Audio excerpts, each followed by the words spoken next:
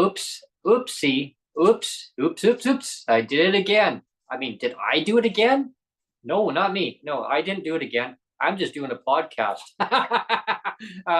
But oops, there's so many oops. And I guess we're going to be going through all the oopsies. I did it again and then again and again. Did I learn from my mistakes by keep doing it again? You repeat, rinse, repeat again and again. Stay tuned because you're going to find out what we're going to be talking about again.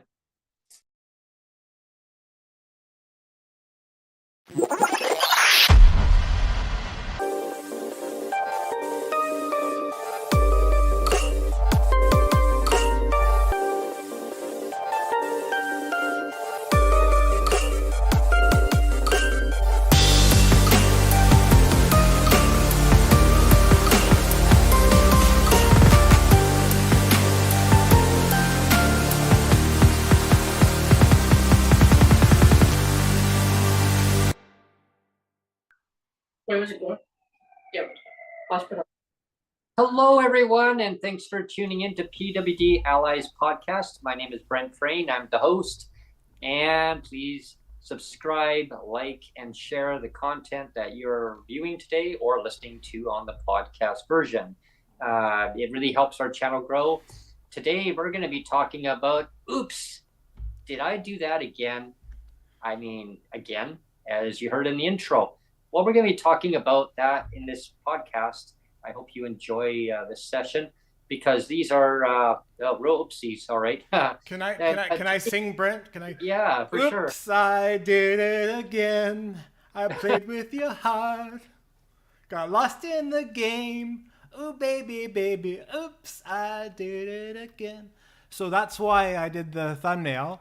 And you'll notice that I included, I mean, I could have included anybody, but I basically included the two bosom buddies of Trudeau and David Eby. They are bosom buddies. And because we're going to be talking about provincial and federal government. Provincial and federal. So that's kind of why I wanted to put them on the thumbnail to indicate we're talking about provincial and federal government oopsies, right? Yeah, exactly. We're going to be kind of doing a top 10 list in kind of reverse order. Start like it's going on a timeline in reverse. So the most current one we're going to do first, and then go back in time to the last one. So it's not done in order of importance. It's just done in current events history. And the viewers that are watching today or on the podcast, joining me today is Neil Matheson, is my editor producer, and going forward, sometimes some of the podcast I don't always make that announcement, but it just really helps for the people listening on the podcast version. Most definitely, that way they're kind of following along. Whose voice are they hearing that's talking versus my voice, Brent Frain, the host. Who is that guy? Who is that mystery person behind the mic? Yeah. Oops, did I do that? Get off the show. Did I do that again? And actually, before we get going, I want to make two quick announcements. I mean, we were gonna have the show tomorrow, and then we both realized, tomorrow is Good Friday. And maybe it's not a good idea to have it on Good Friday. So we kind of rethought about it, and we're launching early. We're launching today instead of tomorrow, Good Friday. We'll have it on Good Thursday instead. Yeah, that's the first announcement. Second announcement is you were announced the other day by Sheila Malcolmson. You went to the question period the other day in the BC legislature. And so you were introduced in the opening remarks, you were introduced by Sheila Malcolmson. And she was very gracious in her introduction. And so I just wanted to call that out and acknowledge that she was very gracious. And you were saying off air that, you met with her and she gave you like almost 40 minutes of her time. And she had all these aides coming in like, please, Sheila, you gotta get to the next meeting and kind of stuff. So I mean, let's acknowledge that she did give you a lot of her time the other day, and both you and Sonia. And it was wonderful having a meeting when we actually went to question period at the BC legislature in Victoria, BC here, and we go there as much as we can, and just listening to the different debates that are going on, and question period is quite lively. Anyone who's been to a question period, you know what I'm talking about. Some days can be not as entertaining. Other days are really entertaining. Yesterday's question period was definitely lively. It was quite entertaining, to say the least. Definitely lots to learn. I mean, on what different debates that are going on and things that they're discussing in the legislature. But Sheila Malcolmson, the Minister of Social Development and Poverty Reduction, Honourable Minister, she made a statement and introduced myself and Sonia to the legislature. Quite a privilege to have that honor. Thank you, Sheila, for that. Greatly appreciate it every time that you do make that announcement. All the members from all the parties that were in the legislature, they clapped, and they made us feel welcome in the house. And because sometimes we're critical. Let's be honest. Sometimes we're critical on the podcast here of some of the policies, right? But again, we're being critical of the policies and not the person. That has to be said. And so, again, we're just acknowledging that she's very gracious. I mean, sometimes you wonder, like, she probably could throw some darts at us, both of us, sometimes. But I'm sure the fact that she's gracious and she didn't do that is nice. I just wanted to acknowledge that fact. I'm sure a lot of the politicians would love to at times throw darts at us, but it's nothing personal. It's nothing personal toward them or us. And it's all part of advocacy, and that's what our meeting was about. It was all about advocacy and seeing where things are at regarding rates. Where do we see improvements going forward? Again, just to summarize, one of the topics before we start the podcast, everyone, was the DTC. As we're all familiar with our viewers that have subscribed to our channel, we talk a lot about the Canada Disability Benefit and the barriers that are, the bureaucratic barriers that are put in place for a DTC stumbling block, which is the disability tax credit. The minister did agree that we had a meeting with that DTC. Unfortunately, it's still been put in place as a requirement in order to get the Canada Disability Benefit, and it's bureaucratic stuff, and it shouldn't even be there. Most people aren't going to be qualifying for that DTC because they either, number one, they don't have a family doctor, or if they do have a doctor, it's a 16-page document that needs to be filled out just to get that DTC. So even if your doctor may say, yes, you are disabled in BC, are you still disabled more federally? And that's where the problem is, and where CRA is, I mean, everyone knows that, has gone through this process. That bureaucratic garbage is like vomit to try to go through that process to get approved. A lot of them are rejected.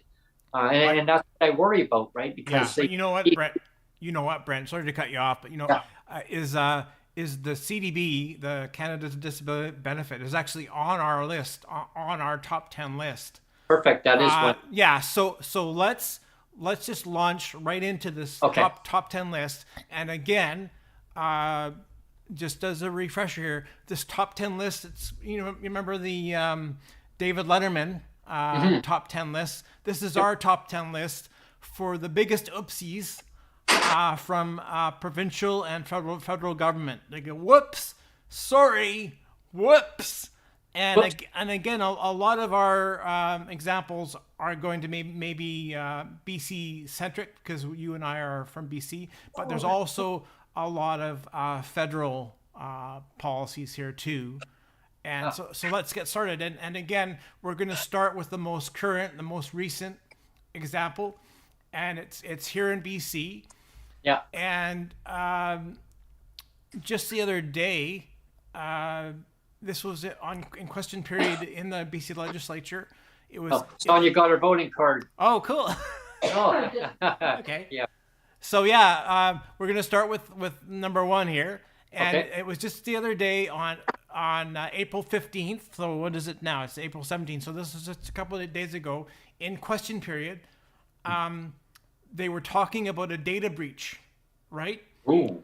And Yes. and you would tend to think that this data breach was just happened. But in a sense, I was kind of confused because I'm thinking to myself, like, this data breach didn't just happen. This is kind of old news. So I'm thinking to myself, I was like, is this a slow news day or something? Oh. But what happened is I'll give you the backstory. Sure. Is there was this theft, this identity theft of 28,000 social insurance numbers in British Columbia. Oh my gosh. Let's say that again. A theft of 28,000 social insurance numbers in British Columbia. Whoa. So it's a data breach, and it probably happened. Well, I'll tell you where it happened exactly. Actually, it was in the interior health. That's we have the different health regions in BC. So there's the interior health region, and that region's responsible for Williams, Lake, Kelowna, Kamloops, Vernon, the southern interior region of BC. Mm-hmm. So in that region, you have healthcare workers working in that region, and it was workers that had been that are either current or past workers that were working between the years of 2003 and 2009. Their social insurance numbers were stolen and used in an identity theft situations. Oh, man. And this was first. This is why I say it's old news, though, because this was first uncovered by CBC and their Fifth Estate program. The Fifth Estate on CBC. Oh yes, I used to watch that all the time. Yeah. So they did an independent investigation, and they found that in their first investigation that they did, they found that this was probably and again they did it in October 2024 is when this first investigation came out by the Fifth Estate. Okay, and they determined that this leak started happening in 2020 or before. Oh wow! That was what the original. That was what the original thought was, but I'm gonna go a little bit deeper because why they're talking about it now again today is that there's been another investigation done by again CBC, and they've kind of reopened this investigation again. Oh wow! Because what happened was, and again I'm kind of jumping around a little bit. I realize. Yeah, no worries. But what happened was. When the first story first broke, the interior health region, they admitted to the breach publicly. They did a news release and they admitted publicly to the breach back in March of 2024. And they said it was a breach, but it wasn't too many people were affected. It was only like a handful of people where their SIN numbers were compromised or whatever, and then the BC Minister of Health, Josie Osborne, said that she was made first aware of it back in January of 2024. Oh, and the workers that were affected, apparently they went to the interior health region and they said, were we on the list? Are we on the list of the breached information? And they were assured, no, you're not on the list. But see, the problem is now there's been more information. Now there's more information that actually we kind of lied. There's been names and addresses and birthdays that were leaked for 28,000 people. And 28,000 social insurance numbers, and it's like man. And so all of this information has been circulated on this dark web, they call it, which is a really hidden away part of the web that's supposed to be like ultra secure, basically hidden away part of the internet. But yeah, all this information has been circulating around on the internet and being sold for thousands of dollars repeatedly over and over and over again. Yeah. And so all these people are kind of lying, right? They said, oh, at first they said it's not a big deal. Oh. And now we're realizing that it's 28,000 people. And oh my gosh. then you have well, let's say that the CRA, has come forward and said, actually we've been plagued but with identity theft issues since 2020.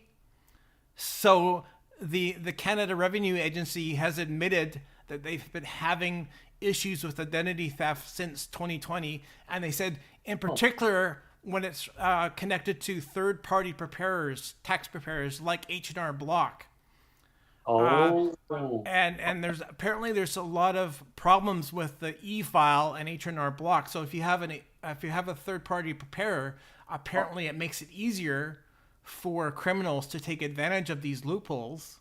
So they found a way through their system. Yeah. There's a clip that I would love to play. It kind of goes with what we're talking about now. Okay. From the opposition member in the BC legislature from the Conservative Party. Mm-hmm. Anyone who knows, it's Bruce Bannon from the BC Conservative Party, and he talks exactly about the breach of 28,000 people's information. Yeah. Okay, so I'm going to play this now. Sure. That was for the South. Thank you very much, Mr. Speaker. Today, Mr. Speaker, we have learned, and British Columbians have learned, that over 28,000 social insurance numbers have been stolen from BC's Interior Health Authority's 28,000 employees. Their personal information has been hacked and stolen. The Fifth Estate found that the stolen identities taken from Interior Health employees have been used for fraudulent CRA refunds and loans. To the Minister, through you, Mr. Speaker, when was this government aware of this breach? And how come employees like BC nurse Leslie Warner was never made aware that her account was hacked and her private information had been stolen? Yeah. What kind of gong show is this government running in Interior Health? You can't get a doctor or count on an ER room, but if you're a nurse, you can now count on your information being stolen. Yeah. That's probably enough right there, Brent. Because actually, I was gonna go into that a little bit more. Sure. And that's the key issue that he just mentioned there is like, how far back does this go? Because if CRA knew about this security issue with the identity theft going on, why didn't they make people more aware of what was going on with that? So I paused it on that part, and then I'll play the minister's response. But you go ahead first, Neil, and then let me know when you're ready. Okay. Yeah, because I just wanted to say too, there's this person, Brent Krishnell, or Krishel, or I think is how to pronounce it. He's the VP of Digital Health within the Interior Health region, and he's got his own tech people that think that the data breach actually first happened back in 2009. So you see how far the rabbit hole goes, right? Oh yeah. And so this is why it's a really big oops. Like yeah. Like it, oops, like I said, it first broke because of CBC's Fifth Estate back in October 2024, and now there's been more information coming to light that actually it wasn't just a small leak, it was a really big leak, because it was probably somebody's personal PC or personal laptop and they just took a whole bunch of SIN numbers home or something, right? Wow. And it, you know, that's probably what happened, honestly. But anyway, you go ahead. Sure. Yeah. Thank you very much, Honourable Speaker. Privacy of personal information is, of course, an incredibly serious matter, one we take very seriously, and that health authorities take their responsibilities to protect very seriously. What I can tell, Mr. Speaker, what I can tell the member is that in January, the RCMP informed Interior Health about a document discovered during an investigation that included personal information of individuals, including a number of current and former Interior Health employees. Interior Health took diligent steps to investigate the matter, to support the RCMP investigation that's underway. They've also hired external security experts to conduct dark web searches and ensure that personal information, and they have confirmed that personal information is not on the dark web. They're now taking the steps to notify all current and former employees, and out of abundance of caution, Mr. Speaker, helping to provide credit monitoring to help people protect their personal information. They notified the Office of Information and Privacy Commissioner of this information incident, and they will continue to keep them updated. Thank you, Mr. Speaker. Member supplemental. Mr. Speaker, BC Health Authority Board of Directors were making $1,400 a day after a 53% pay increase. This incompetent NDP government keeps on hiring more and more and more bureaucrats and managers while disrespecting the workers. Will the Minister of Health tell, not me, but to the 28,000 frontline healthcare workers why this government failed to protect the personal and sensitive and confidential information of workers? Instead, this government has now exposed them to the kind of fraud that destroys and ruins people's lives. Yeah. Destroys them, Mr. Speaker. This guts people's families, and it will leave them looking over their shoulders for the rest of their lives. This government had a duty to protect their private information, Mr. Speaker, and this government has failed to protect their workers. What will the minister now do to make this right and restore the lives of those that are now going to be destroyed as a result of them leaving this door open for hackers? We can probably stop it there, Brent, maybe, or unless you want to. Thank you very much, Honourable Speaker. Okay. I have Almost explained the Okay. steps that Interior Health has taken in contacting former employees to do everything they can to ensure that these employees are supported. I can also confirm that Interior Health security systems have undergone extensive improvements since 2009. Mr. Speaker, information systems have 2009. increased the clarity of security credentials and system logging. Obviously, Interior Health, Mr. Speaker, is not able to disclose those finite details because, of course, they are protecting security measures for security. Of course. Mr. Speaker, this government takes the privacy of information incredibly seriously, as do the health authorities. Health authority boards have taken the proper steps forward in providing direction, keeping the proper parties informed, and supporting the RCMP in this investigation. It is my expectation, of course, that they will continue to do this. I know that they will. And thank you, Mr. Speaker. There is so much. Wow. Yeah, and I just 28,000. Yeah, and I just wanted to, again, before we wrap up and leave this one as an example, I just wanted to give a couple of case studies that were kind of alluded to. So you had in one case, you had a nurse from Penticton, BC, where she had 2 shell companies registered under her name. Again, this is because of identity theft. She had 2 shell companies registered under her name that was later used by the imposters to file bogus T4 slips. And then in 2022, you had a nurse, Leslie Warner, and she was mentioned in that clip there.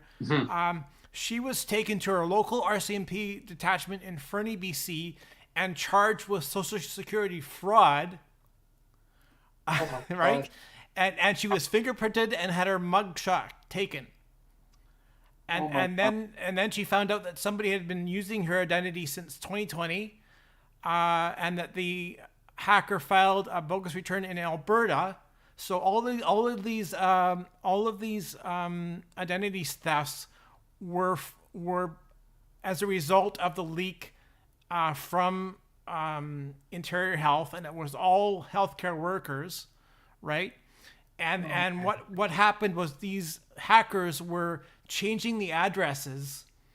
They were changing the addresses of these victims and saying that all of these people that were in BC had moved to Alberta, and so they were filing false claims saying that all these people had moved to Alberta, and there was in this one example here,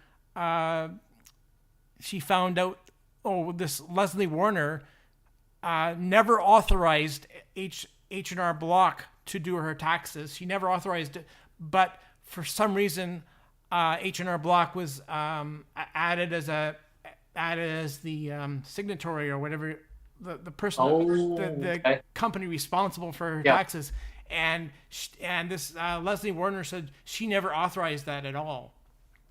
Wow. So again, these hackers took over her account and assigned H&R Block as the administrator of her taxes, which she said she never authorized. And then she found out that her home address changed, her phone number changed, and then she suddenly had children. She suddenly had children. So these hackers were using maybe the child tax benefit, right? Mm-hmm. As part of the fraud. And so her final question, and this is a question that we all should ask, is why didn't anyone from CRA or from Interior Health get a hold of me a lot sooner? Mm-hmm. I mean, that is the big bingo question here, right? I mean, and again, so this rabbit hole goes back a long way, and basically the resounding response from government has been, whoops, our bad, sorry, whoops. But here's a scenario is maybe because they changed her phone number, they couldn't reach her. That's probably true. Yeah. I mean, that's really, really terrible what those employees went through, and not even just it's really bad. 28,000 employees, but it's their families. I mean, their families. It's a whole ripple effect throughout society, because now it's like they stole these idiots stole their identity, and now they can't prove who they are. Yeah. So how did they get their identity all back to the way it was? Exactly. Like once you lose your once you get your social insurance number hacked, I mean, oh my gosh, anything can happen at that point, right? It really causes a whole domino effect. It affects your own personal well-being, your financial, your whole financial situations. I mean, it's ruined. And how do you restore it? I mean, sure, they can put a credit monitoring, free credit monitoring system out there to help people. But in the meantime, how do you restore it? How do you get it all back? That's, I guess, the questions that people are probably asking right now, watching the podcast live or later on. My gosh, never thought about that. I mean, seriously, like it can happen to anybody at any time. I remember many years ago, I had a credit card where somebody got a hold of it, and I still had the physical card in my hand, but somebody got a hold of it and apparently purchased a Lamborghini and a Ferrari, two cars, and apparently put on a function event at some pub way over in some Cayman Islands, and some other islands, somewhere around the world. I don't even know where. And they asked me, well, I mean, did you do this purchase? Where is that? Like, how many Ferraris do you have, Brent? yeah, exactly. Yeah. And they asked me, the credit card company says, well, like, how are you going to pay this off? Pay what off? Yeah. And so again, like, I mean, that it can happen. Somebody can get a hold of that information, but the physical card did not leave my hands. And I didn't do any purchases with it to even anything affiliated with that. So it's scary. It is. Yeah. Because somebody could maybe somehow get a hold of that number. I don't know how. Yeah. And so to prove your identity, I mean, having a wallet stolen, I had my wallet taken at one time in my life, but not going to get into all the nitty gritty stuff because we're going to continue with the podcast. Yeah. But having ID stolen, it feels like your personal well-being has just been stripped from who you are. It's very violating, right? I got it all restored. Everything was fine. Yeah. But I mean, wow. It is. It's very violating. Let's continue on and do everything in rapid fire here. Yep. We've got 10 to go through. We've only gotten through one, but let's go to number 2 now. And again, this is in reverse order. So the most current ones in the list are up at the top here. So the next in the list is the Elections BC voter fraud, and that was involving the BC Conservative candidate Hanvir Randhawa. He was one of the candidates for Surrey-Guildford, and it involved voter fraud with Argyll Lodge. Okay. Remember that care lodge? Care facility? Yeah. For I think it was for the drug addicted adults. Oh. And and remember that they had the owner of the lodge said that she had all these ballots that she handed out to the people at the lodge, and then Elections BC came back and says, well, we don't just hand out ballots. They have to request them by mail. So there's all this kind of misinformation, like who's telling the truth, who's lying, right? So there's that, right? I mean, and then it's just like this big whoops, and where it becomes more of a whoops is, on the night of the election, it was back in October of 2024. You had David Eby. He said he promised to do a full inquiry. He promised to do a full inquiry about this, but then since it kind of broke in his favor, that he won the election by 1 or 2 votes, or 1 and 2 seats, I should say. He says, well, now that I've won, I can just let this thing go now. I don't have to do a full inquiry now. Who cares? 22 votes, and that's I mean, and it's like, but the fact of the matter is like, if we fast forward to another 4 years from now, the same people that took advantage of these mail-in ballots, back in October 2024, those same people are going to be around in the future 4 years from now, and are going to do the same exploit to take advantage and to commit voter fraud again. Wow. Well, I mean, I'm just spitballing and just stating the truth, right? I mean, if you're saying that mail-in ballots aren't a security risk, and you're saying, oh well, no big deal, you're just letting it. You're not going to investigate. You're just letting it happen. You're going to let it happen again, and you're going to say, oh, no big deal again, right? And so you have David Eby basically saying, whoops, but because it worked in my favor, I'm just going to let it slide. Who cares? Right? Yeah. Or they send a whole ballot box, right? Send a whole ballot box home. Yeah, here, count. And they were sending ballot boxes home. That's what I heard. Yeah. Yeah. So wrong, right? So that was, I mean, we went through that one kind of quickly. Sure. But that was another oopsie, right? Oops. But really serious. I mean, Yeah. Like Canadians and people in provinces all across Canada, we need to know that our voting systems are legitimate, and that they can't be compromised. And when something's been compromised and it's been proven that it's been compromised, and then to have our premier go, oh well, you know, our bad, you know, our bad, whoops. But let's not bother to investigate it. Who cares? It kind of worked in my favor, so who cares, right?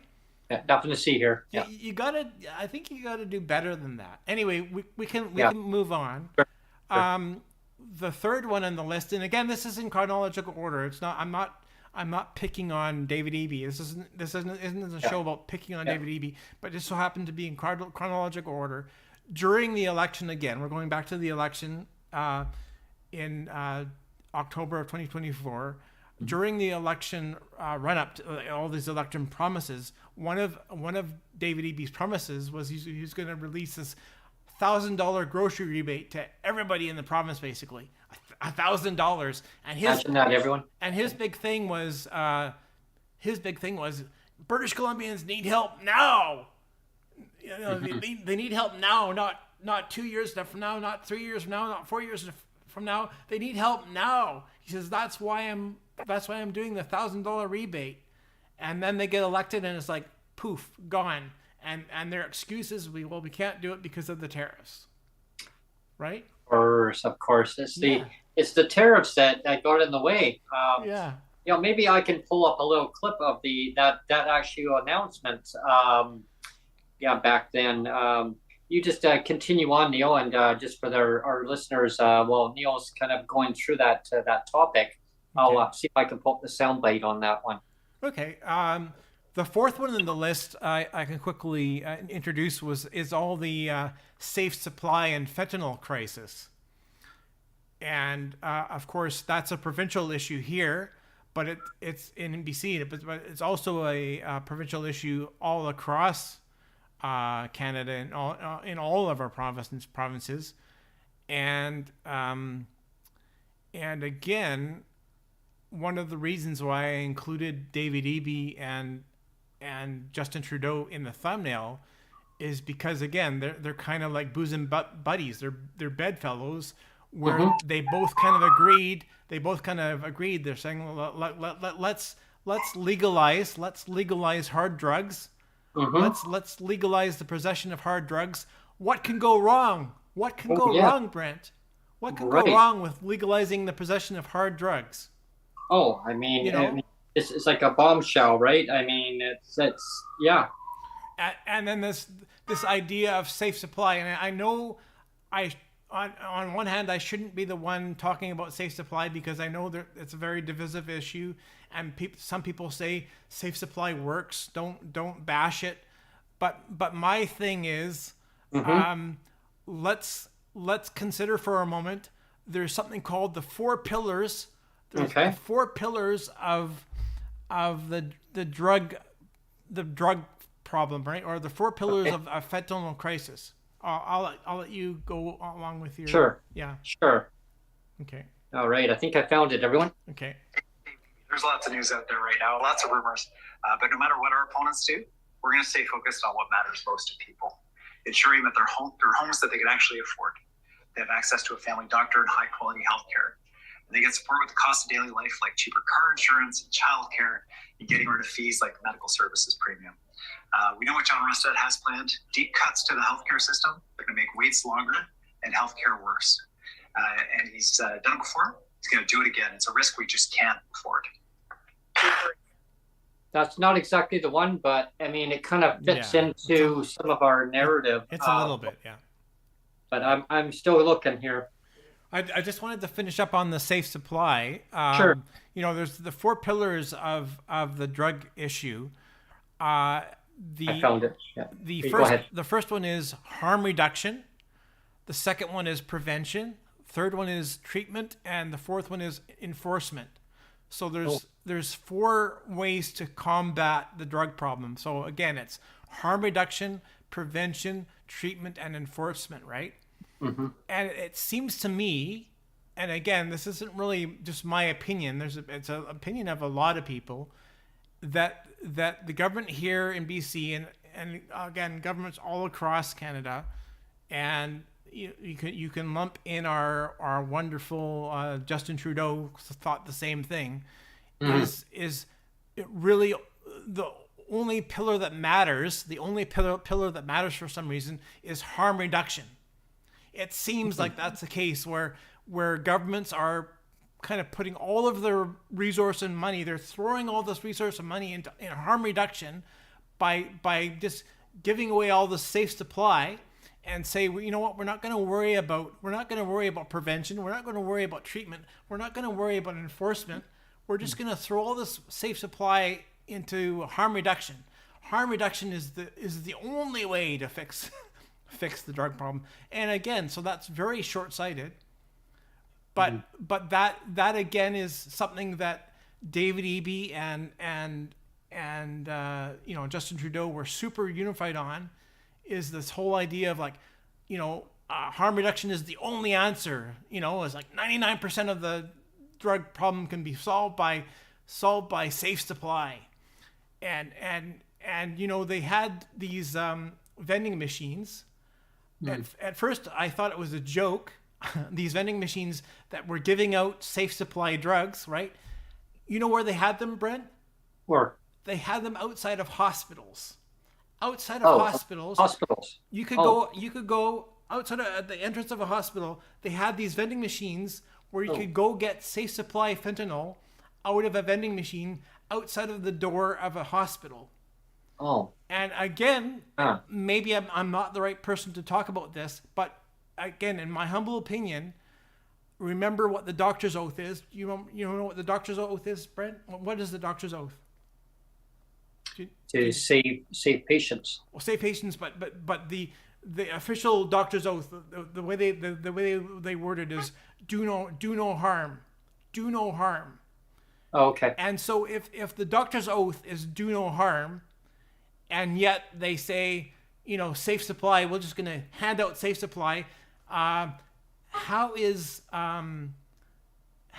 keeping people on drugs, giving them safe supply fentanyl, how is that doing no harm, Brent? Keeping it freely available in vending machines located outside of hospitals. And again, that's my opinion, and a lot of people can scream at me, whatever. But I'm just stating the facts that the doctor's oath says do no harm, and yet our governments are fixated on this idea of harm reduction. It's not do no harm. It's not don't do any harm at all. It's harm reduction. Let's harm people a little bit. If we only harm people a little bit, we're doing our job, right? Mm-hmm. Does that? I guess the question I have is how safe is safe? Yeah, exactly. I got this little sound clip for our listeners. It was about the promised $1,000 grocery rebate back in before the election in 2024, before the government got back into power. What they ran on. Hoping I got the right clip this time. Sorry about that. Oops. Oops. But hey, I did it again. Oh yes. We have Laura Miles in chat. She says it's the Hippocratic Oath. That's the official wording for the doctor's oath. For the do no harm is the Hippocratic Oath. The do no harm. The do no harm. Yeah. For our anyone who's in our chats right now, I'm going to play a little clip, and for the ones listening on the podcast, this would be Premier David Eby from the BC NDP giving us a little speech. It's not long about the grocery rebate, $1,000 grocery rebate per family, $500 per individual. That was promised before the election because people are struggling. Families are hurting. People are hurting financially. They're still hurting, and we're in 2025, and there's no grocery rebate because apparently tariffs have now taken over that decision why they couldn't deliver the grocery rebate. They wanted to deliver the grocery rebate apparently, but trust us. We really can't did. right now, We but really did want to. yeah. Okay, so here we go. Here we go, everyone. Hope you can Our hear. tax rebate for people, our tax cut year after year, $1,000 for the average household, available for 90% of British Columbians. This is something we can do right now to support This is something families. we can do right now. Not if the federal government does this or that, not in 2029, right now, because people Right need now. support right now. A new cross-Canada coalition of feminist organizations wants to make basic income guarantee a national. Well, so I guess that would kind of stem into like a basic income, right? Because if people are struggling right now, right, they look at people need that help right now. Well, if you give people a basic income, people wouldn't be struggling. That kind of blended into another part of a clip on it. But I guess everyone's kind of got the point where people are struggling now. They need the money now. They need help now. Well, but apparently tariffs have taken over. So apparently they can't do it now because it would cost the government too much money. $14 billion deficit now. It was at 11.9, but because they took the carbon tax away, so people who would get that carbon tax credit, it now left the government with a hole of almost $3 billion. So now they're at 14 billion, but there's still they got the industrial carbon tax. It's still there. So people are still going to get hit at the pump on the other side of the industrial part, where you got the truckers who are paying all that carbon tax. At the end of the day, who ends up paying? Consumers, because it goes down the assembly line. The consumers at the gas pump, sure, the price might be down. Taxes are still high. There's a lot of embedded tax in there, like a bunch of GST upon GST and other taxes. Yeah, you're going to get that 14 cents drop. However, people are struggling now financially because of the cost of living is high. And so now that carbon tax credit, people needed the help. Like they need it now. That $400, they needed it back then before they took the carbon tax off. So now you got that plus that, and now there's a discussion about possibly amending a bill. I don't know where that's going. That's just my opinion. I don't know where that's going to end up. In the provincial government, they're talking about amending a bill, Bill 5, so that they can put that carbon tax back. That's, or not that carbon tax, but the grocery rebate that was promised before the election back on the table. But apparently that's going to cost $2.2 billion to put that back on the table. So now $14 billion, that's going to put up to $16.2 billion to give everybody a $500 rebate each person in a family. So $1,000 per family. But if you got a bunch of people in a family, I mean, I don't know, it's going to go to low income people anyway. But where's that going to fit that whole of the carbon tax credit though? That's going to be interesting. We'll see. We'll do more podcasts on the development on this going forward. So we'll revisit that part. Before we leave the safe supply fentanyl crisis thing, I did want to go back to chat, because we have Dan in chat who says in his comment, he says, I received harm reduction for alcohol use. He says that included counseling and classes, etc. He says, I never received any alcohol or drugs. So Dan's version of harm reduction here doesn't actually, he's saying that he never got any alcohol or drugs, but according to the classic government definition of harm reduction, that does include safe supply, right? And again, that kind of goes against the Hippocratic Oath or the do no harm idea, which is why I have a big problem with it. Again, I don't pretend to know everything. I don't pretend to. I'm just saying that it just kind of flies in the face of the Hippocratic Oath of the do no harm thing. It's like, by the way, we have vending machines outside our hospitals where you can get free drugs, and they have also, we should say too, they had these videos. You can play these videos where it tells you the proper way to shoot up and take your drugs, the proper way to do it. And also they have a video on those machines, on the vending machines that explains how you can make your bong pipe, your smoking pipe, how you can make it pretty and decorate it nice. personalize your bong pipe. They actually have a video on that on these vending machines. I mean you're basically, like I said, you're condoning misbehavior with these vending machines. That's my big problem with it. Like, let's condone bad behavior and let's show people how to carry out bad behavior and decorate their bong pipes and how to shoot up properly. Like, that's what I mean. Like, they're totally focused on that one arm, that one pillar of the drug policy is harm reduction. That's their only concern, is harm reduction. They're ignoring the other three pillars. And again, that's my biggest issue with the whole thing, is like, don't throw all your eggs in harm reduction and say you're doing your job, because you're not. You're ignoring, a whole other three pillars of the strategy, right? Exactly. Yeah. What's the next topic? The next one is it's kind of related. I call it the ridiculous catch and release strategy for violent offenders and crime. And again, this is why again I put David Eby and Justin Trudeau on the thumbnail, is because they're bosom buddies. They are both tied at the hip, or joined at the hip when it comes to this. They both thought it was a great idea, this catch and release. Let's catch and release violent offenders so that they can offend again. Like, remember we had a podcast not that long ago where we talked about, there was a couple that were really violently attacked. Remember? I forget which podcast it was. It was fairly recently. They were in some I don't know if it was like a London Drugs or something like that. They were just shopping, and they got violently attacked. There are two of them, this couple, and they're in the hospital recovering from their injuries. I don't know if they're out of the hospital now. Who knows?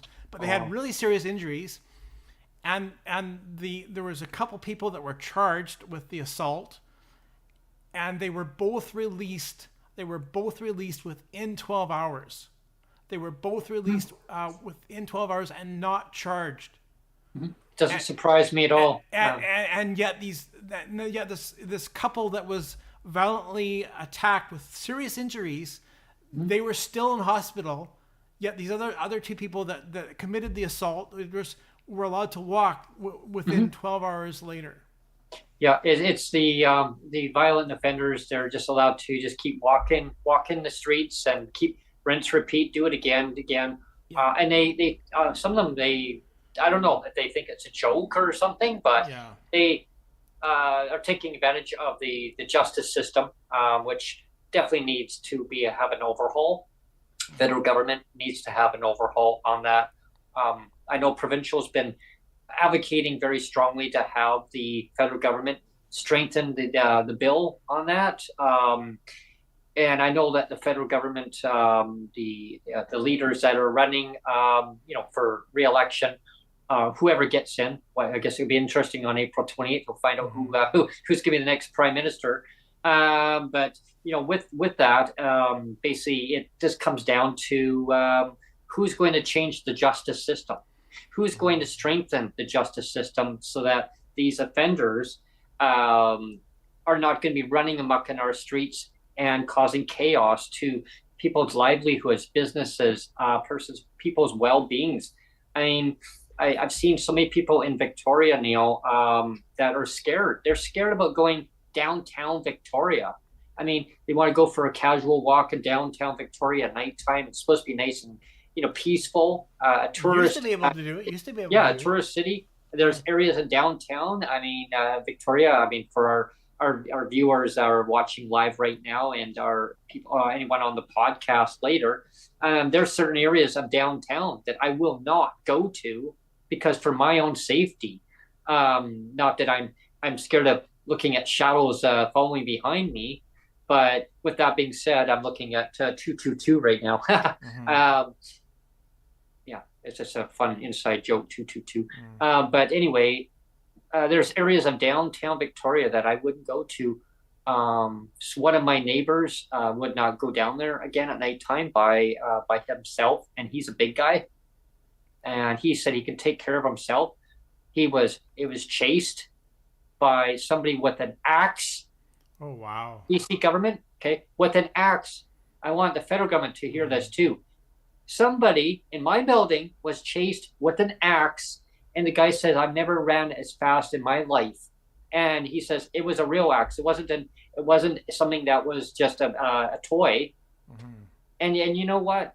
Apparently the local police basically apprehended the individual with the axe, took him in. He was already wanted on a warrant across Canada. They got him, catch and release. They threw him in. Guess what? He was basically back out, and he actually robbed some other convenience store. We've got the Subway restaurants shut down. We've got 7-Elevens shut down. I mean, and businesses that are, I mean, they're worrying about their insurance costs, because every time a business gets broken into, their insurance costs go up. Half the time, they don't even bother even reporting these insurance claims, because they're worried that every time they do it, their insurance costs are going to keep going up. And when they actually do need something for an emergency, that's what the insurance is supposed to be there for. If there's like flood or, maybe natural things that do happen, right? Mm-hmm. Is it because now they're having to pay insurance costs because the rinse and repeat situation, these offenders are robbing people at gunpoint or knife point, their employees. They're scared about going into their work. Mm-hmm. And so, I mean, this is happening in our province, across the country. I want to see things change. I don't have the answers. I don't pretend to know the answers, because I don't know. Yeah, I don't know all the answers either. But I do want the counterparts I want the federal government to start working with the premiers. They're asking for help. Start working with the freaking premiers, federal government, because that's where it stems from. I know the opposition in the legislature, BC legislature, they're always hammering at the current government, but to basically fix this system. I mean, obviously the system's been broken for. It hasn't been fixed. It's always status quo. It stayed broken. So, yeah. I wanted to get back to the chat here, because we have again a comment from where is it now?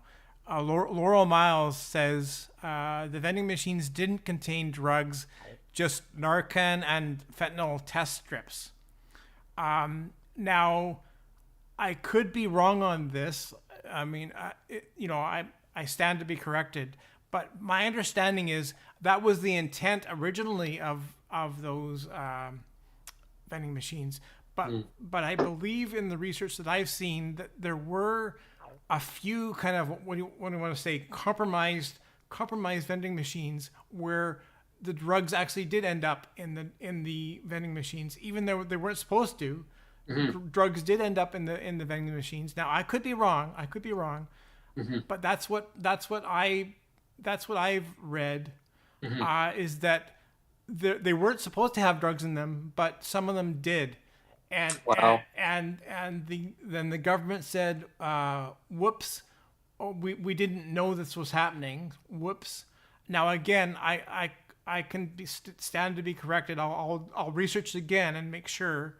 But that's what I came across is Laurel Miles is quite right that the vending machines weren't supposed to have the drugs in them, but my understanding is that there were some vending machines that were kind of compromised and kind of what do you want to say taken advantage of, and they actually ended up getting certain things in there that weren't supposed to be there. Yeah. Somebody might have hacked their way into these and then put in other things. So I mean, I stand to be corrected, but I believe that's what my research has that I found is there were some compromised machines.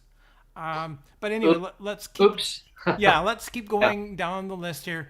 Sure. The next one in the list, we kind of already covered it, was 6 is the Canada's Disability Benefit.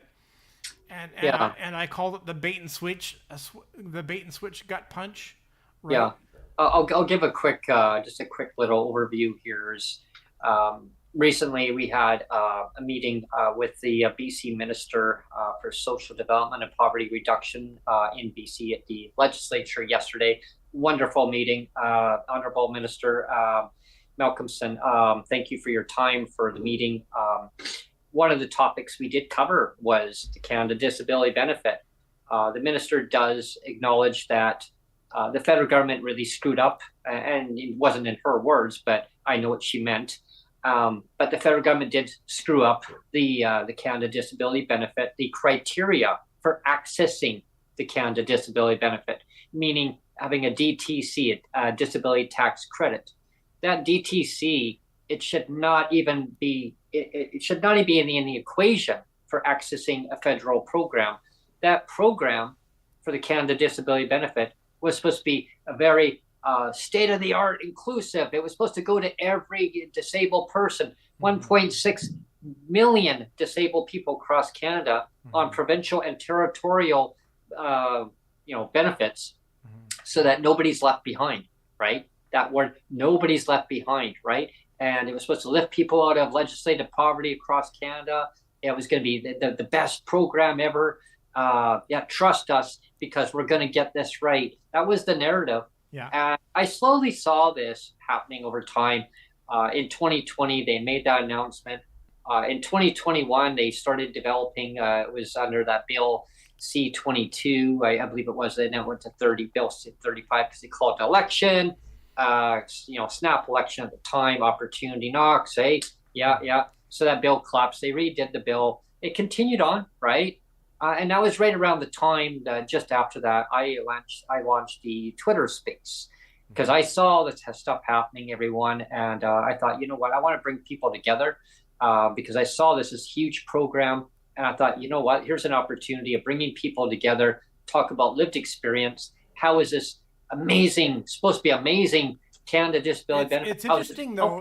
It's interesting though. Sorry to interrupt, Brent, but it's interesting to note that a lot of people expected it to fail though.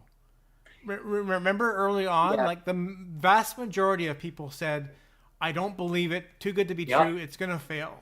Yeah, I was one. And I was one too. I was hoping it was going to be good, but I kind of expected it was probably going to fail. Yeah. I was hoping for the best, because how the federal government announced it, and I thought, wow, this is going to be great. It's going to lift people out of legislative poverty, and on top of their benefits. The government kind of ran with it at first, made it sound like it was going to be on top of the existing, as a top up on top of your provincial benefits. It was going to be equivalent to the GIS, is what it was supposed to be modeled after, the guaranteed income supplement that seniors get. I've done my homework on that, so I know. And what I know is my mom got the guaranteed income supplement. I used to do her taxes, and she had her OAS, she had her CPP, and she was still struggling, but her rent was definitely condensed down, because she had an agreement with her property owner. So her property owner said, okay, you know what, I'm going to keep this down. And he was like a family friend. I mean, he'd take me out for pizza. He'd take me out for ice cream. He was so cool. I said, hey, Uncle L. Like, I'd call his Uncle L, come by and don't tell your mom I just brought you, I brought you an ice cream cone. It was and one of those ice cream sandwiches one time. And I was like, oh, and then the Starburst, one of these ones, rainbow. Oh, yeah. I remember those. Yeah. My mom goes, where did you get that? I'll gave it to me anyway. Whatever, I'll get off topic, but my point is, she had low rent, right? Not everybody got that. As my mom got older, she got onto senior supplement, but she had her GIS. She started getting her GIS and all that stuff. So this Canada Disability Benefit was supposed to be modeled after the GIS. Wow, imagine that, right? I know Sonia used to joke around all the time about the Canada Disability Benefit. I said, what do you think, Sonia? And what was your response, Sonia? Sonia? What was your response? Okay, she doesn't want to say it. I'll tell you what her response was. I will believe it. I will believe this shit when it's in my bank account. Yeah. Okay, and I don't... Show me the money. Word jar there, Brent. Yeah. But the fact is, she said, I'll believe it when it's in my bank account. I don't believe a word that this federal government, they don't do anything right. She said, they'll screw it up. And I said, you know what? I think you're right. I think you're 100% right on that. I said, but I have that gut instinct that, they're going to mess it up, but maybe I'm hoping I'm wrong. I'm really hoping I'm wrong. You're probably right, Sonia. And I said, you probably are. And I said, I'm probably right too. Something didn't seem right here. How could they do something so perfect and then screw it up and only give it to some people from 1.6 down to hundreds of thousands, down to tens of thousands? I saw the narrative going that way. Let's say it together, Brent. Whoops. Oops. Our bad. Oopsie. And then let's put a bunch of barriers in place and bureaucratic bullshit so that people have to jump through all these hoops to try to go and get something that's going to be $200 up to, the keyword, up to $200. Yeah, maximum. Per family. Yeah, maximum. Per family. Yeah.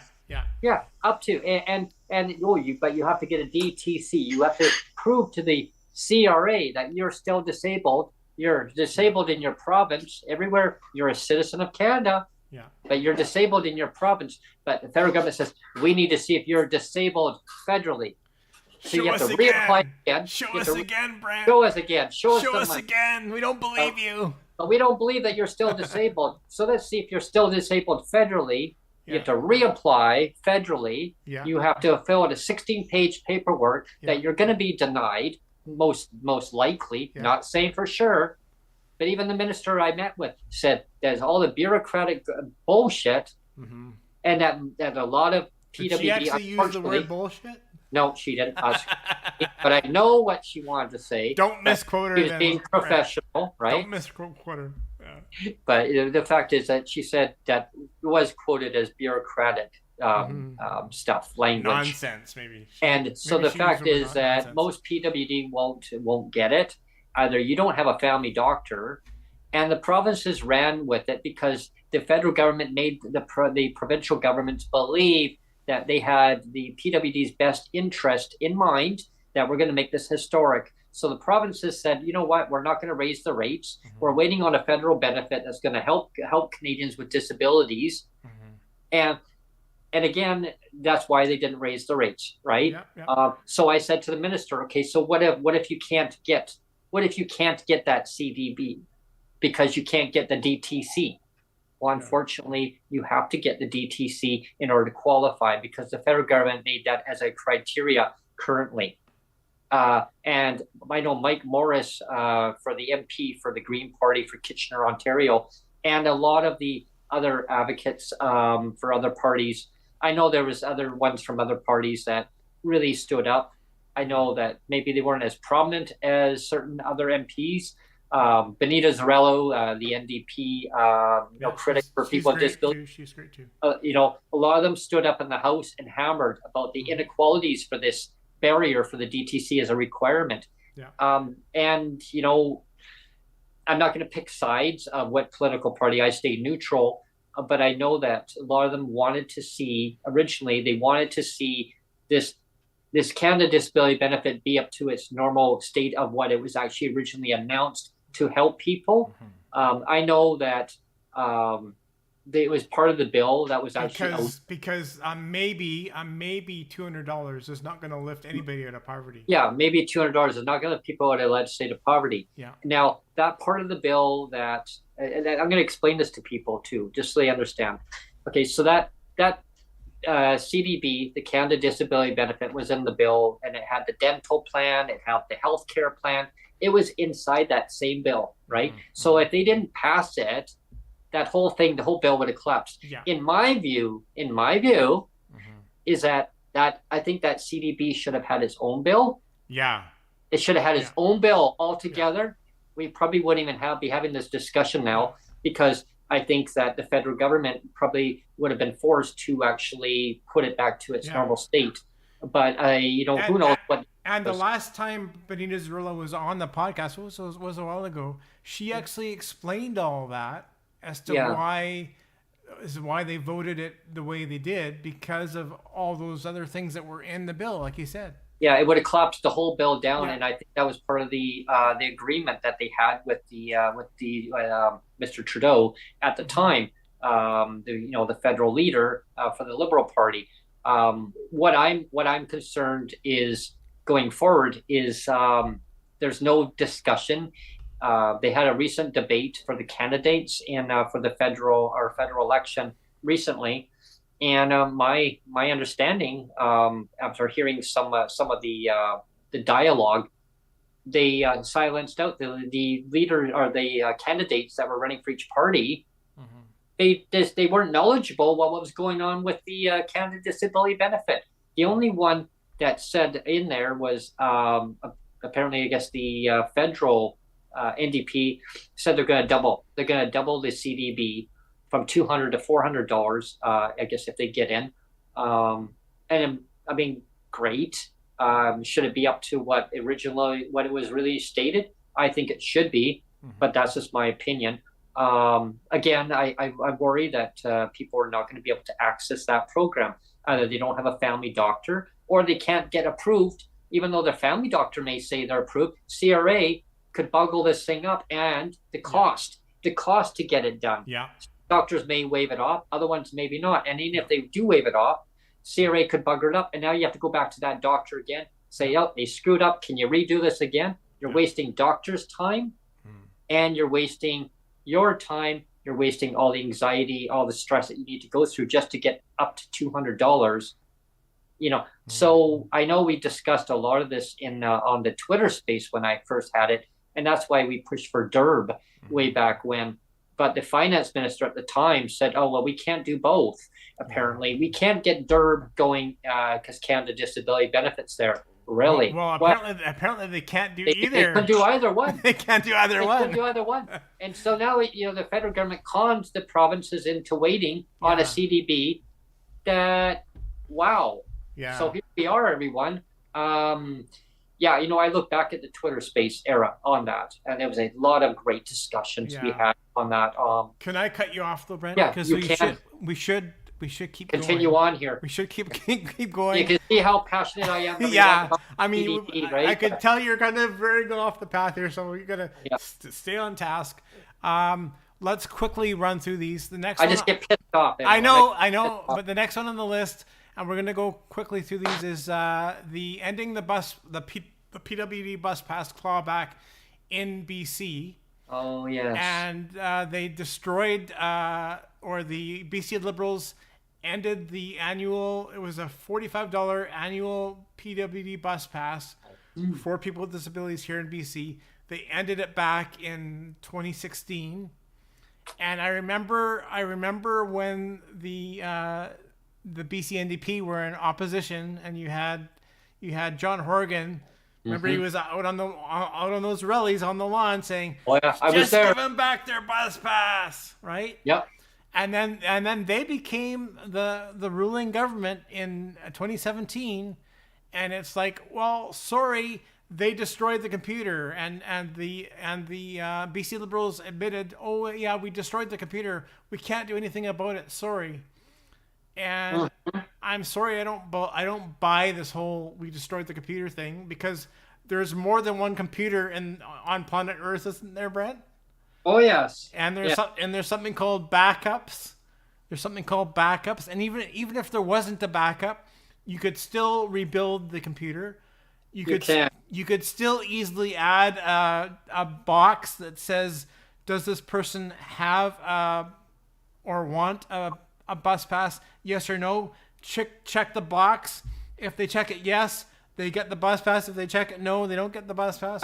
I got a clip here about the bus pass, everyone. Listen to this. Okay. Listen to this. This goes back into our time machine about the bus pass. Sure. Listen to this. Okay, here we go. This was our former premier, our late John Horgan. The premier of British Columbia, about the $45 a year bus pass when in opposition. Yeah.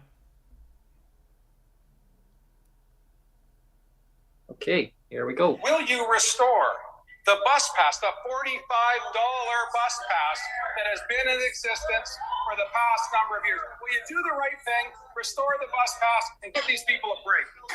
Give these people a break. Do the right thing, right? Do the right thing. And there was Oh, that came up with the BC disability. I think that was actually edited down, but give me 1 second here. I will find one here. Here we are. Official opposition. Okay, here we are. Okay. Speaker, and every day that goes by since the tabling of this year's budget, more and more people are talking about just how callous this government has become. And we've got some fairly graphic examples of the choices that the Minister of Finance talked about on election day. The Minister of Finance had a choice to give a meaningful increase to people on disability pensions for the first time in 9 years. 9 years? And instead of doing that, Honourable Speaker, the Minister of Finance gave with one hand and took away with the other. And the government had the gall to say that this was about choices, Honourable Speaker, and I don't know anyone else in this place who would agree that the choice between being shut in or using the most basic form of transportation is in fact a real choice. And the Premier, of course, has choices as well, Honourable Speaker, and the Premier chose, rather than using WestJet, to spend $500,000 on private jets. So my question is to the Minister of Social Development. Can she explain to people in this House, and more importantly, to people on disability assistance, why it's okay for the Premier to find the highest priced option, and it's okay for you and your government to take away the most basic of options for transportation for people with disabilities? Yeah, there you go. Response now. Oh, response? Okay. I'll remind all members to direct their comments through the chair. Minister of Social Development. I think he did direct it to the chair, but yes, anyway. Yeah. This is Michelle Stilwell, right? Madam Speaker, Yes. the member opposite seems offended that we would actually provide choice to people with disabilities, that as if they're not able to make choices for themselves, Madam Speaker. And we on this side of the House actually think that people are able to make their own choices. And that's why in our ministry here in Social Development and Social Innovation, we continue to refine policies to increase the independence of people with disabilities so that they can attain their full potential, Madam Speaker. It was our choice to take it away. Yeah, take it away. Again, for clarification for the members opposite who certainly don't seem to understand, and as much as they continue to say it over and over and over again, it doesn't make it right. Madam Speaker, the subsidized bus pass program is still available to those individuals with disabilities. It's not. And they will receive a $25 rate increase. That is what we are able to do on this side of the House. We're able to do. $25, everyone. 25. It's all about choices. It's all about choices. And our BC Liberal government chose to get rid of the bus pass. That was our choice. $1 to give to the richest people in British Columbia, and they're taking away bus passes from the most vulnerable. Oh, terrible. Irrehensible, he said. Irrehensible. Talk about choice. What's the choice? The choice is to stay home, or do I get a bus pass, or do I buy food, or do I keep the lights on? Because hydro rates are going up again as well. This is a government. It's interesting. Completely and utterly detached from reality. Absolutely detached from reality. Why is it okay, Honourable Speaker, through you to the Minister of Social Development, why is it okay for the Premier and her entourage to get private flights wherever they want to go, and it's not good enough to give a basic bus pass to the most vulnerable people in our community? Why that choice? And here comes the final. Final? Social Development and Social.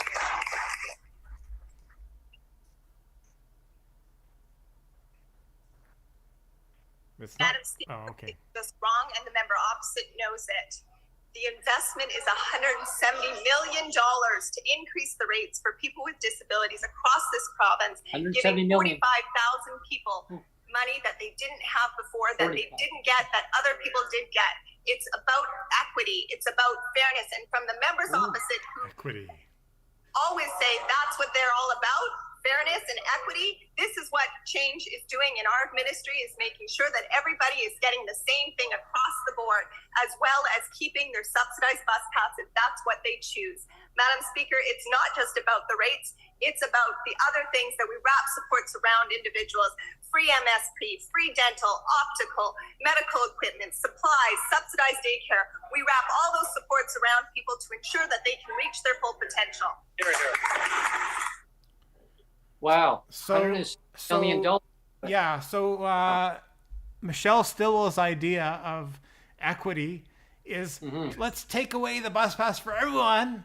If we take away the bus pass for everyone, then it's equal. It's equal across the board. Let's take it away for everyone, and it's equity. Yeah. Equity in the system. And then she says a $25 increase back then. A $25 increase. Oh, but if you had choices saying, well, you can have $52, the value of a $45 a year bus pass. So 52, 25, that was that shell game. It was $77. And people said, well, I want to have my bus pass. I want to be able to get around. Oh, well, government says, well, if you don't want to get around, you can have the 52, plus you can have the 25. So you have a $77 increase. Imagine, look what we did. People say, well, I can't get around then. Well, then her basic argument is, well, you can stay opted in. Opted in. You can have the equivalent of a bus pass, but now I listened to 4 or 5 people. And the 4 or 5 people told me that it wasn't fair, it wasn't equitable, so I destroyed the whole thing. Yeah. So then you say, well, but here's 25 though. I mean, you can have 25 and have a bus pass, but you only have $25. Well, I mean, gee, the buying power for $25. And that was when the minister, when they were in that was the minister who had said that part. And that was in 2016. So now we're in 2025. We're 9 years later. So that same $25, say, increase is now worth, depends on what you want to buy, $25. Pennies, maybe? Yeah, you can't buy very much with that. The buying power erodes away. Yeah. So now with the current government, right, there was no increase to our support in 4 years. They said 9 years their last increase, right? So I can see different trends of stuff. I mean, regardless on what party's in power, it comes down to the policies. I just want to see people have the fairness, and they call it fairness and equity, right? I want to see it right across the board. Just give people the proper financial means so they can better their life however they want to better their life. Give them the supports that they need to thrive provincially, across the country. Give them their transportation. And if they use it, if they don't use it, it's there. And no opting in, opting out of a bus pass. Just give them a freaking card automatically, because it's already paid for by your taxes, everyone. Just so you know, your taxes, property taxes, it pays for your transit. So it's there. Yeah, right? It's there already. I mean, they can give 18-year-olds a bus pass and give seniors a bus pass. Yeah. And I've talked to bus drivers. They've told me that it's there. But it's we don't count, Brent. No, we're supposed to be tucked. Again, we have to. We've got stay focused. We've got about 10 minutes left, maybe, and we've got about another 3. Okay, we'll rapid we've got fire. enough 3 to go through here. Okay. So we'll go to number 8. Is the Canada ratified the Convention on the Rights of Persons with Disabilities. That's the CRPD in 2010. Now that was under Stephen Harper when he was Prime Minister, right? It's going way back in our time machine. Yeah. So again, we're going from most recent to the least recent, and so here it was in 2010. It was ratified. That 15 years later, Canada signed on, and 15 years later, what's happened? Basically nothing, right? 15 years later, the UN for the CRPD, the UN is disgusted. Just so everyone knows, they are disgusted with the federal government on how they're treating persons with disabilities across Canada. They are disgusted on how the Canada Disability Benefit has been rolled out. They are disgusted that MAID is even on as a criteria of saying, well, have MAID rather than aid.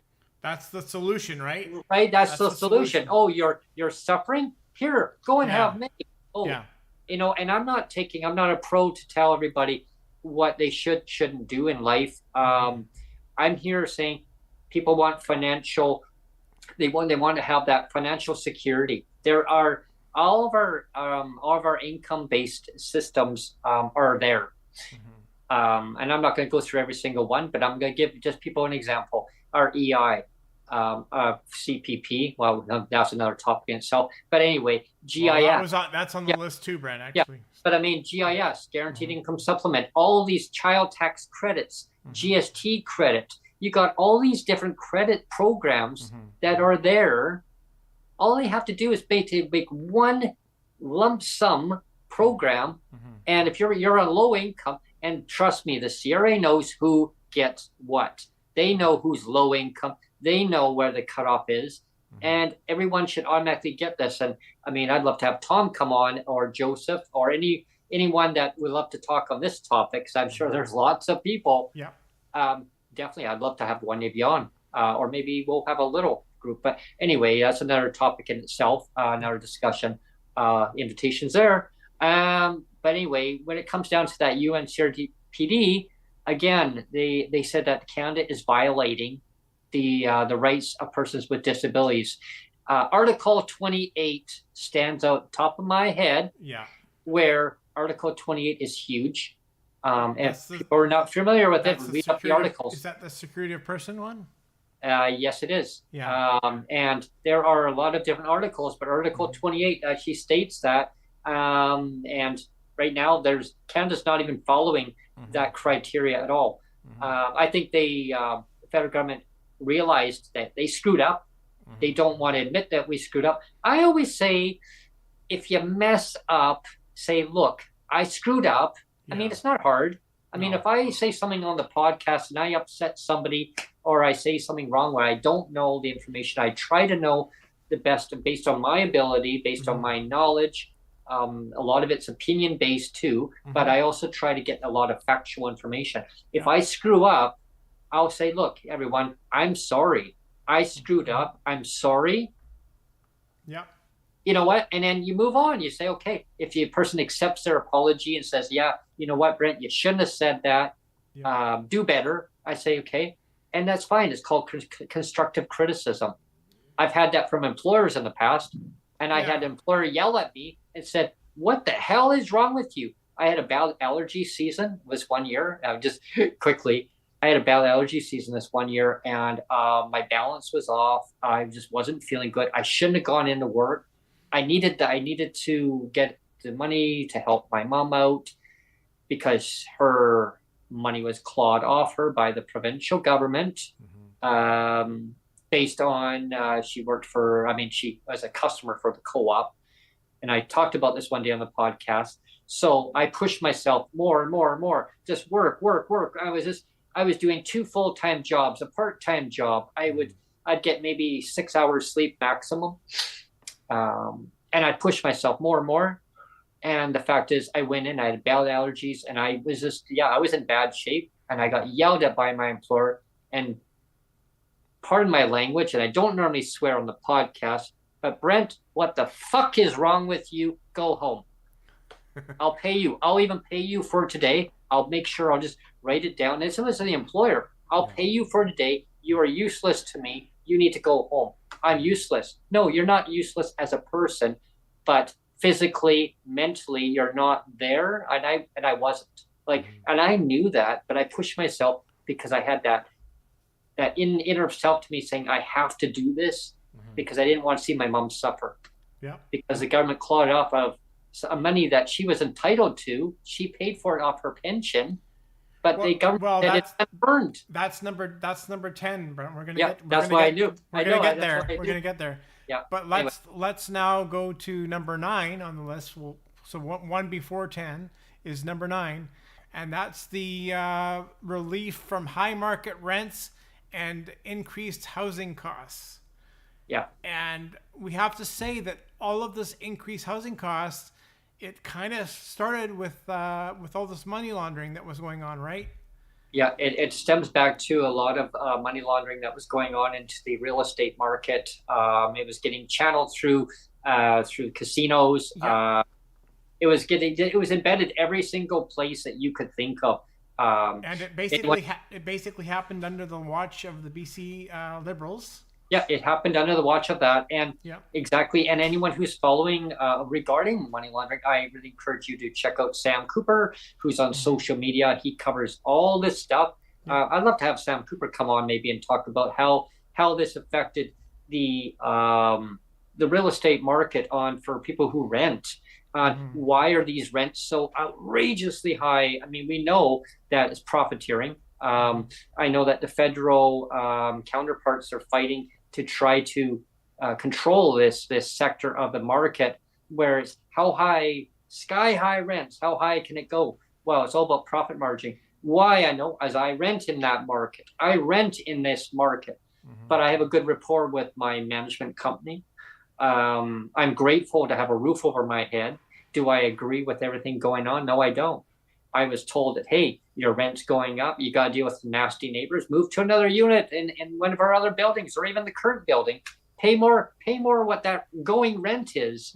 Well, how high is it? Oh, well, depends on when you want to move. I mean, if it could be over $2,000, but hey, if you don't want to deal with it, move to another unit, move to one of our buildings. I said, well, the government hasn't raised our rates. No. Yeah. Why not? I said, well, again, I talked to my manager again, just today. Yeah. Just today, everyone. Again, well, I wanted to say that the housing cost thing, it's multi-leveled. It's very complex. There's the provinces that are responsible for it, like here in BC, like we said, the money laundering. Back in the day when it was Rich Coleman was in charge of the gaming file. Yeah. He was also the Minister of Housing at the time too. Yeah, and there was something called the illegal gaming enforcement team. It was called egregious, and and he dismantled that.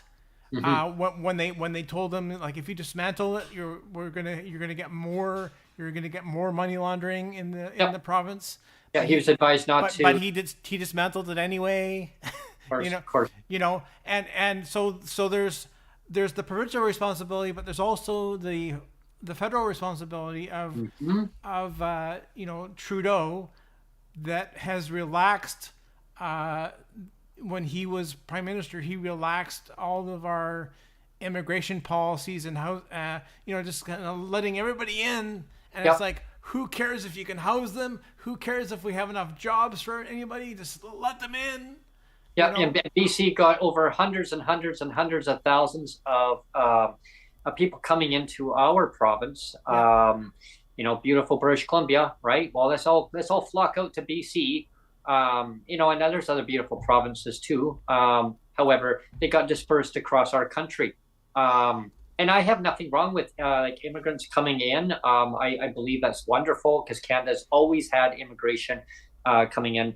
I mean, people that immigrant here because of their families are here, their ancestors, grandfathers, grandmothers, etc., etc. But when you allow unlimited amount of immigrants to come into our country, when you can't take care of your own citizens, when you can't support the people you're bringing in, and that's why I have a problem with the federal and provincial. If you can't take care of your own citizens, I mean, regardless if they pay tax or not tax, people that are on fixed incomes, the government's motto is, oh, well, they don't pay tax, so they don't deserve to have a rate increase. What do they know? Yeah, I do pay tax. I pay tax. Every time that you go to a grocery store, every time that you go to any kind of business, you pay tax. You pay tax.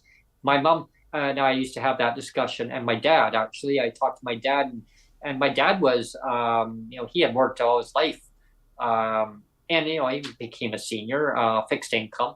And, I still remember that time when we were talking about taxes, because I studied this stuff in college at the time too, through economic BC and stuff. So anyway, whatever, I won't get into that. But yeah, we talked about taxes, and he says, you know what, my boy, he used to call me that. He says, governments, their way of thinking is, oh, wow, they don't pay tax. I mean, it's a fixed income. We all pay tax. He says, I paid tax all my life, and now I get my money back. I get my money back in my pension. We all pay tax. He says, can you go? And he was having some difficulty at the time. I went to go and visit him. And so he sent me down to the grocery store to get some stuff and, some toiletries and stuff too. And I had to take a cab back because it was too much to carry. And he says, how much tax did I end up having to pay? I go, oh, I don't know, like $13. And it was a whole big load of stuff. Imagine that, see? So the point was tax. And he goes, so that goes back into the provincial and federal government, who then puts that money, or is supposed to put that money back into the provinces as transfer payments and back into the services federally.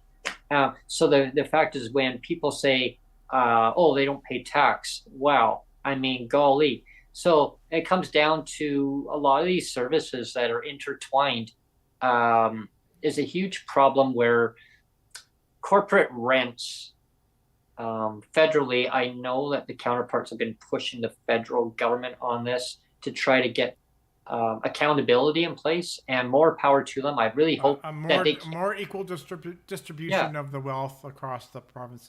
Yeah, I know that MP Julian and Zarello, Laurel Collins, McGregor, there's a whole bunch of them,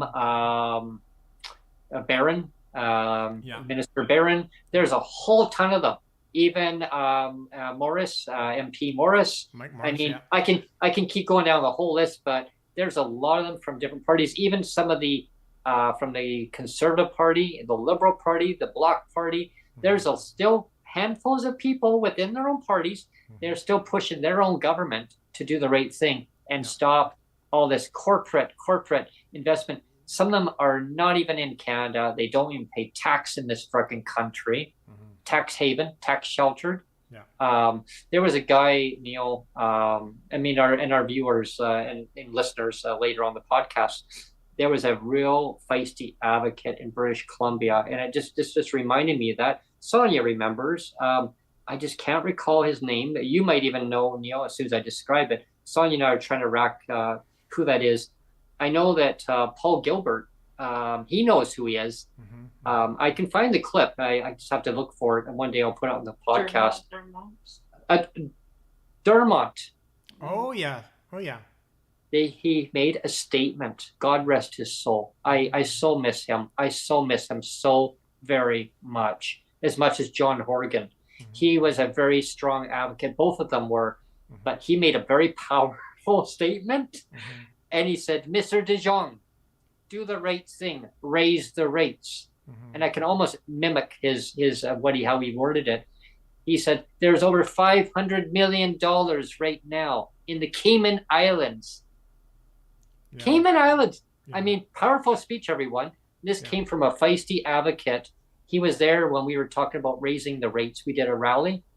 And speaking of that, I'll make an announcement after we go through our 10th. Then I'm going to make an announcement regarding something that's coming up in BC. Okay, can we go to the 10? Yeah, sure. Okay, because the last one, Dremel, Brent.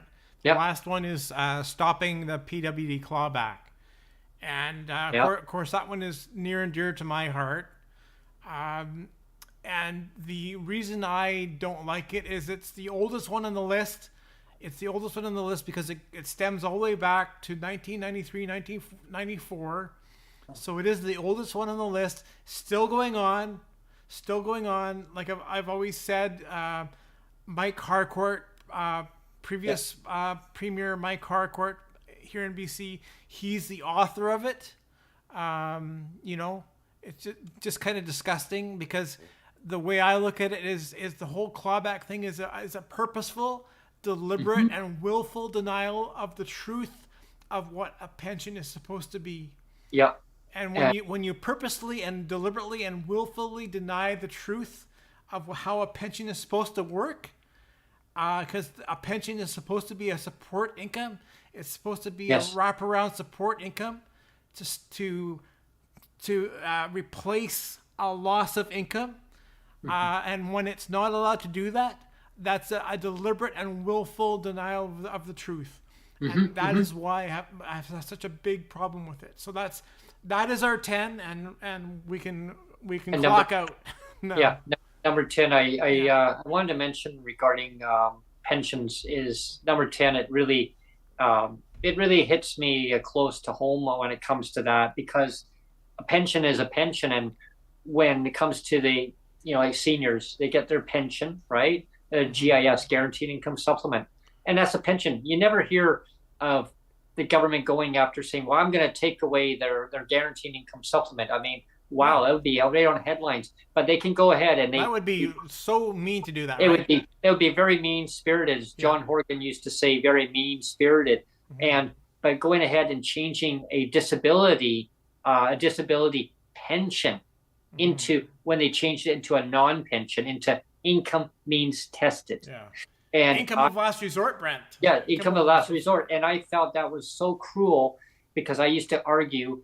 I mean, nobody really knows how many arguments I had. My mom actually got so mad with me one time and told me to leave. She said, you know what, maybe you should pack your bags and leave, right? And I said, well, why? She said, because she said that the fact is that the government would never turn a pension into a non-pension. And she didn't believe me. I had heard this from a consultation at the ministry, where people were on income assistance at first, right? And then you got your disability. Well, I had heard through the grapevine that that's kind of what they were discussing. I didn't really know what all that meant. My family doctor thought it was a pension. I mean, go figure. The doctor, you figure, that would already know these things. He said, it's a pension, Brent.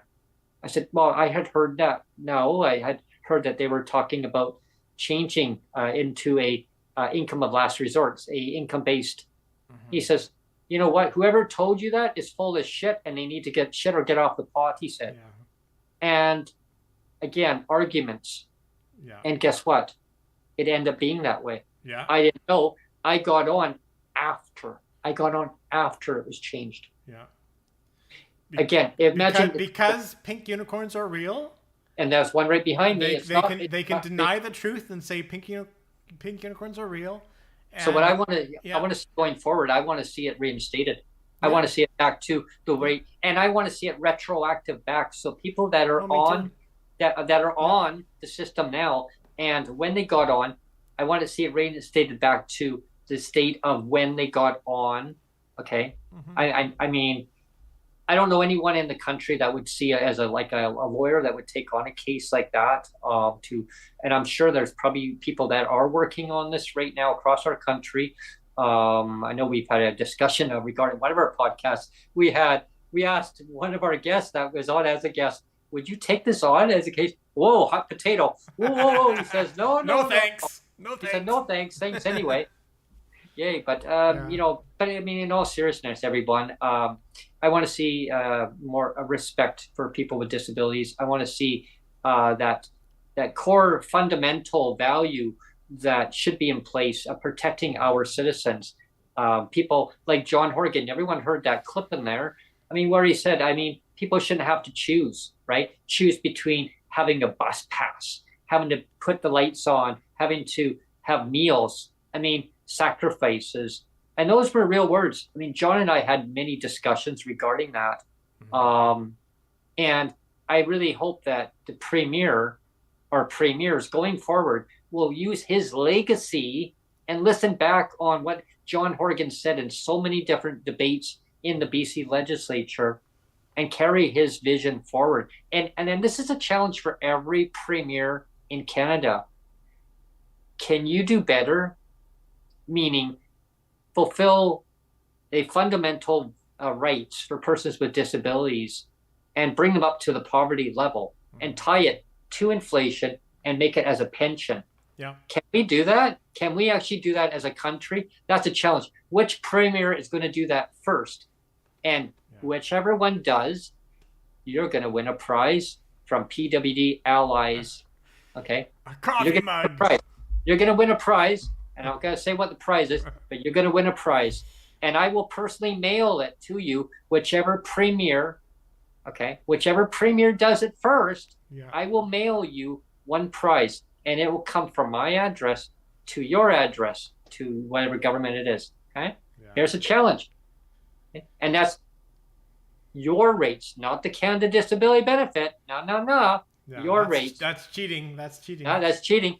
Bring it up to no less than poverty level, Yeah. And what the poverty level, I was surprised. I heard actually just recently, last night, poverty level in British Columbia, get this everyone, $28,500. Wow. I literally almost fell It's out of gone my up now. Wow. chair. Yeah, 28,500. They said no one in BC as a single person should be living less than $28,500. That has really gone up higher. Yeah. So Jeff, I have to let Jeff know if you're watching this later on, 28,500. Well, you know, Oh. we could have. The Lyco amount, that is. Yeah, we could have. We did a list of 10 oopsies. We did a Yeah. list of 10. We counted them down here. We're done. That's So we can clock out now. But Yeah. that list of 10, it could have been longer. It could have been a longer list, but we could have included more, but we kind of condense it down to kind of what we thought were the top 10.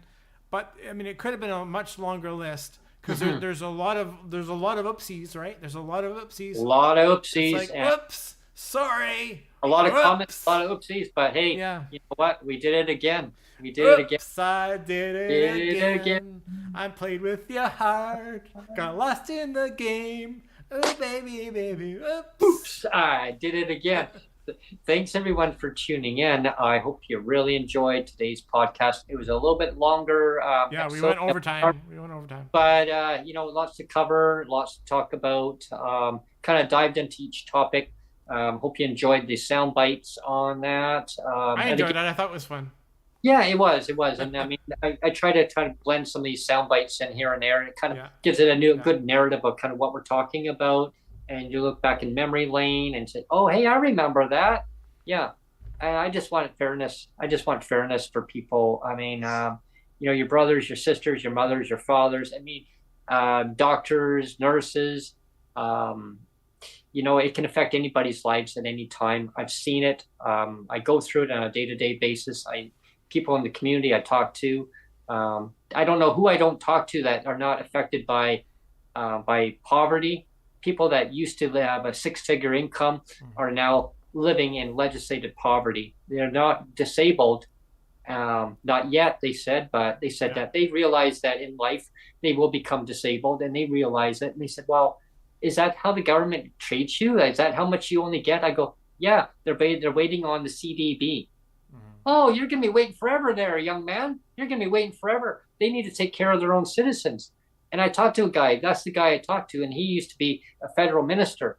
Oh, man, he said, they're just playing carrots. They're just playing carrot tricks with you. Yeah. I go, then that is a cruel freaking joke. He goes, and, well, we'll have to see which clown he says gets into federal government.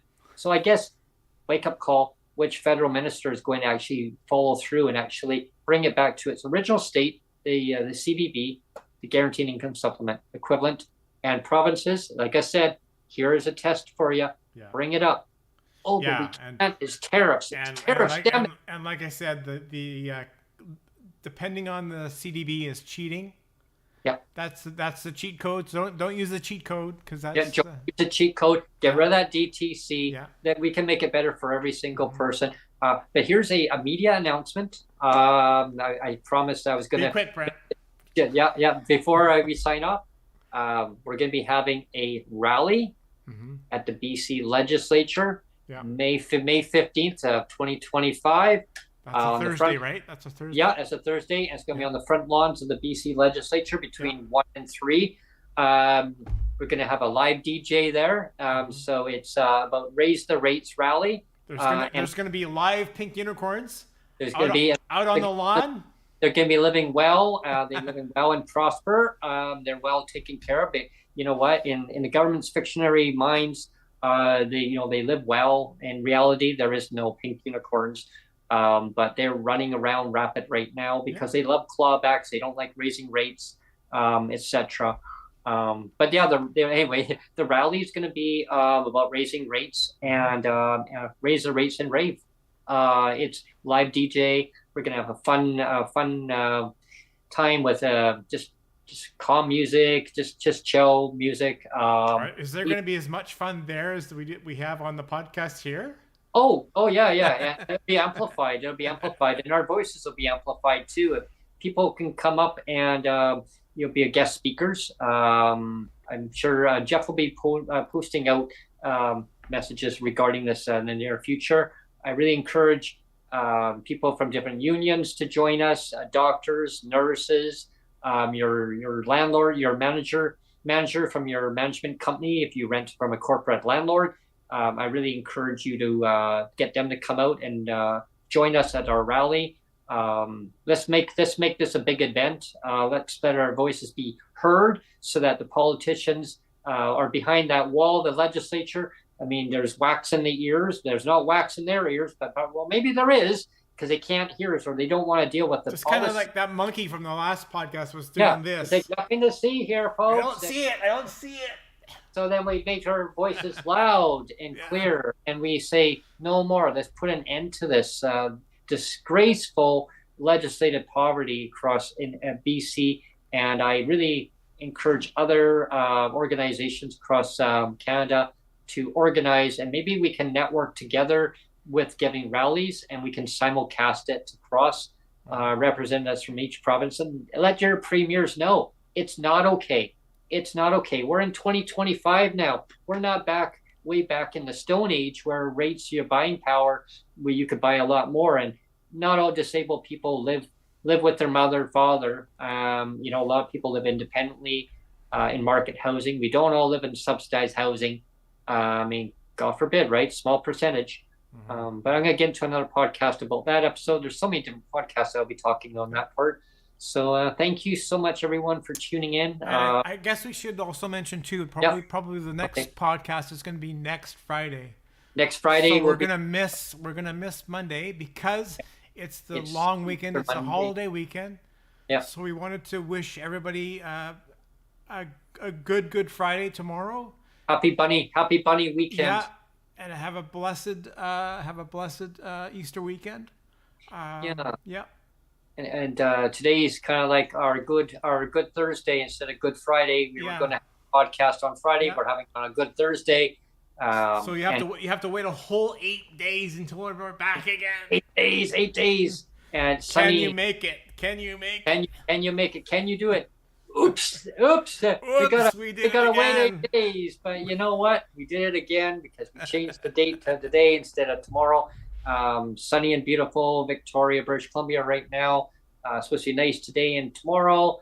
Friday, Good Friday, which is yay. Part of Saturday, then it's supposed to kind of get a little bit iffy Saturday, Sunday, but that's okay. That's a long weekend. I hope everyone enjoys their long weekend. Please reach out if you'd like to sponsor our podcast. We'd be greatly appreciated. You can like our content. Buy us a coffee. It's the options right there. I know that a lot of people are financially pinched these days. I get it. I understand. And that's a discussion we had with the minister yesterday in a meeting too. I mean, there's challenges ahead, and we just have to do the best we can for but each if other. You share out the content, it helps us grow the channel. It really does help us grow the content down, and it helps us grow, and there'll be lots of opportunities going forward. I'm so excited to see how the channel is building and things are blossoming. But you see people that are online. There's so many different social media channels that people can post things. If they're reaching out for help, help them out if you can. I know things are tight. Let's come together as a family, help each other. Government's not. They don't know. They can help themselves. They just don't know how to help the citizens, right? But that can change too, right? That can change. It's just the mindset, right? It's just policy based. And when we say, we wing out people's names, and it's nothing meant personally against them. It's all about policy decisions, and those need to change, right? So governments keep carrying that forward, copy paste. I think that mindset needs to be modernized. We throw out bouquets. We throw out bouquets to politicians too when they do the right thing. So yeah, we do. And you know what? You do the right thing, you'll get a free gift from PWD Allies too. That'll be in the future. But hey, stay tuned. There's always neat episodes coming up. You want to be a guest, reach out to Neil. He'll get you scheduled in. So and 8 days from now, we're gonna have another podcast. Yes. Let's sing it out, Brent. Okay. Oops, Oops. I did Did it it again. I played with Play your with heart.